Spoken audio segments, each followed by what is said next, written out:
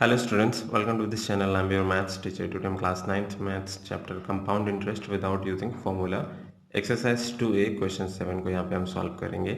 Question is how much will rupees 50,000 amount to in 3 years compounded yearly if the rates of the successive year is 6%, 8% and 10% respectively. ठीक है, यहाँ पे ये जो कह रहे हैं कि ये जो 50,000 है वो 3 years में कितना हो जाएगा अगर जो सक्सेसिव ईयर्स के रेट्स हैं, यानी कि फर्स्ट ईयर के लिए 6%, सेकेंड ईयर के लिए 8%, थर्ड ईयर के लिए 10% गिवन है रेस्पेक्टिवली. तो ये जो 50,000 है वो कितना अमाउंट हो जाएगा. ठीक है, तो इसके लिए हम सबसे पहले तो जो हमारे पास गिवन है हम वो देख लेते हैं. ठीक है, तो हमारे पास गिवन है, यहाँ पे देखिए गिवन, ये जो अमाउंट आपका गिवन है दैट इज प्रिंसिपल. ठीक है, ये प्रिंसिपल है आपके पास, प्रिंसिपल अमाउंट यानी कि 50,000 ये गिवन है, रुपीज 50,000. उसके आफ्टर टाइम, यानी कि टाइम यहाँ पे आपको गिवन है 3 years.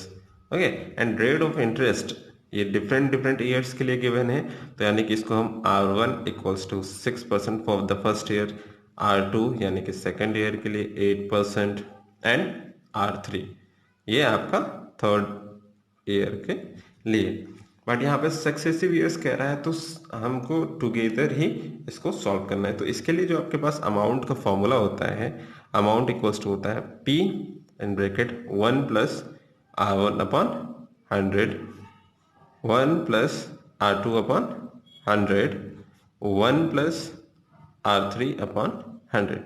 ये आपका फॉर्मूला है यहाँ पे. ठीक है, तो यहाँ पे जो आपका A है दैट इज योर अमाउंट, यानी कि फाइनल ईयर में जो भी आपका अमाउंट आएगा that is your amount. P यानी कि प्रिंसिपल अमाउंट जो आपका गिवन है, R1 फर्स्ट ईयर का rate, R2 second year and R3 third year का रेट ऑफ इंटरेस्ट है. बहुत ही सिंपल है, कोई भी मुश्किल नहीं है. अभी क्या करिए, आप वैल्यूज को इसमें सिर्फ पुट कर दीजिए. चलिए पुट करते हैं. यहाँ पे A इक्वल्स टू P की वैल्यू है आपके पास 50,000. ठीक है, अभी देखिए 1 प्लस R1 की वैल्यू है आपके पास 6 अपॉन 100 एंड 1 प्लस R2 यानी कि 8 upon 100 and then 1 plus 10 upon 100. ठीक है, अभी इस क्वेश्चन में कुछ भी नहीं सॉल्व करना, सिर्फ और सिर्फ आपको कैलकुलेशन करनी है. इसलिए कैलकुलेशन बहुत ध्यान से करिएगा, बहुत इंपॉर्टेंट है. अगर आप एक भी डिजिट या कुछ भी मिस करते हैं तो आपका कंप्लीट क्वेश्चन रॉन्ग हो जाएगा.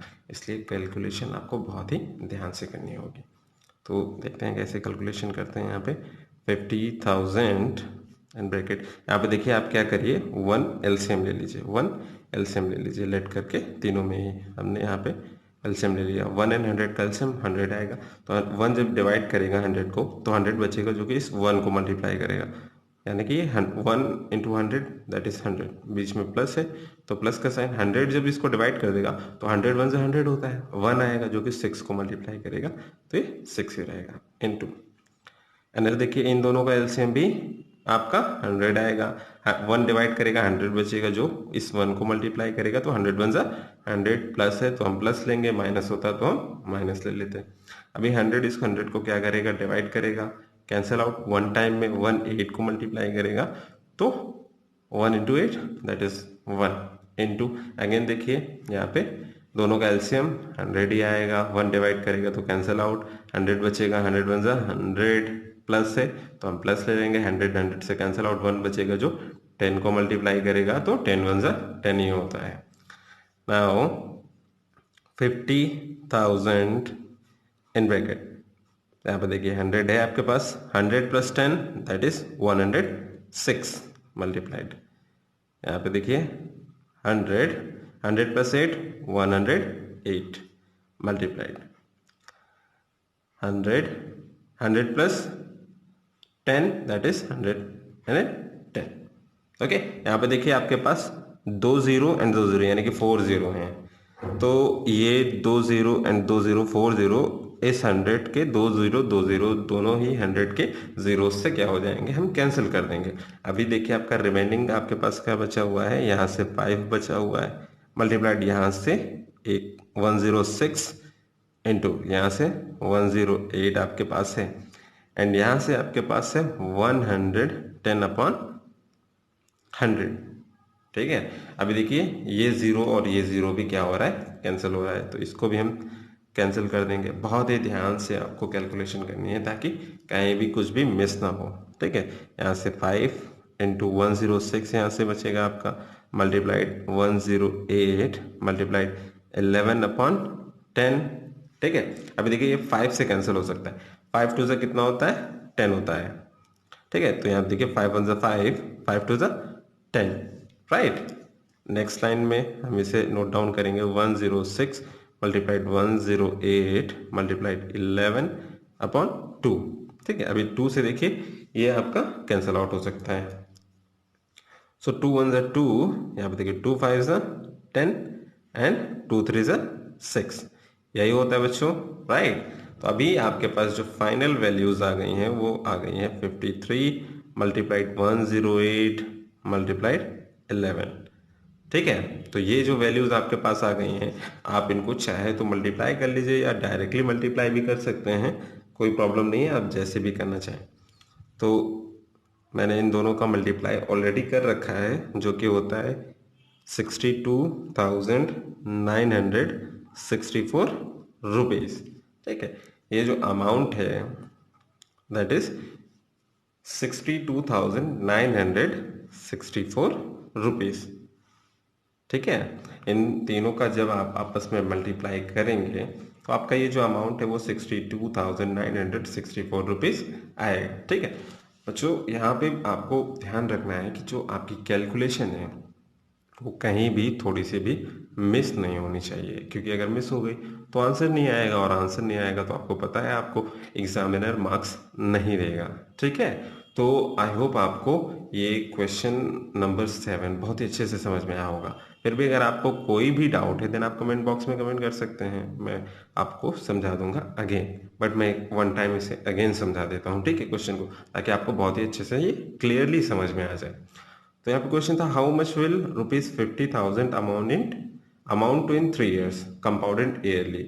यानी कि जो ₹50,000 है ये पूछ रहे हैं 3 ईयर्स में कंपाउंडेड ईयरली ये टोटल कितना हो जाएगा। ठीक है, if the rates of the successive years, यहाँ पे जो रेट्स है वो सक्सेसिव ईयर्स का गिवन है 6%, 8% एंड 10%। ओके, ये 3 डिफरेंस रेट्स आपको फॉर 3 ईयर्स गिवन है। तो हमने नोट कर लिया जो भी आपको गिवन होता है, प्रिंसिपल गिवन था 50,000, ईयर्स यानी कि टाइम गिवन था 3 ईयर्स का, तीनों ही आपने रेट्स नोट डाउन कर लिए। ये फॉर्मूला आपको याद रखना है। ठीक है, ये सक्सेसिव ईयर्स का जब भी क्वेश्चन आएगा तो आप इसी फॉर्मूले को यूज करेंगे, A = P in bracket 1 + R1/100 1 + R2/100 1 + R3/100। यहाँ पे केवल 3 आपके रेट्स गिवन थे, अगर ये सपोज 4 या 5 या 10 गिवन होते तो आप इसी में इंक्रीज कर देते, 1 + R3/4 1 + R5/100 1 + R6/100 1 + R7/100, ऐसे ही आप इंक्रीज कर लीजिएगा। ये फॉर्मूला ऐसे ही आपको मेक कर देना है अकॉर्डिंग टू गिवन रेट्स। ठीक है, ये जो आपके रेट्स गिवन होंगे उसी के अकॉर्डिंग ये बनता है। ठीक है, एंड देन आप क्या करिए, इस क्वेश्चन में सिर्फ और सिर्फ जो भी वैल्यूज गिवन है आप उसको पुट करिए एंड देन क्लियरली कैलकुलेशन करिए। कहीं भी एक छोटी सी भी गलती आपका कंप्लीट क्वेश्चन को रॉन्ग कर सकती है, इसलिए कोई भी गलती नहीं करनी है आपको। बहुत ही क्लियरली जो भी इक्वेशन में जैसे भी आपकी कैलकुलेशन हो रही होगी वो सारी की प्रोसेस आपको करते जाना है एंड देन फाइनली आपको यहाँ पे आंसर आपका मिल जाएगा जो भी क्वेश्चन में पूछ रहा होगा। ठीक है, आई होप आपको chapter compound interest without using formula exercise 2 question 7 बहुत ही अच्छे से समझ में आ गया होगा। इसके प्रीवियस क्वेश्चन 1 to 6 भी हमने सॉल्व कर रखे हैं, आप प्रीवियस वीडियोस को भी वॉच ज़रूर करें ताकि आपको क्लियरली समझ में आ सके। ओके, आई होप आपने इस वीडियो को अच्छे से समझा होगा। Thank you for watching.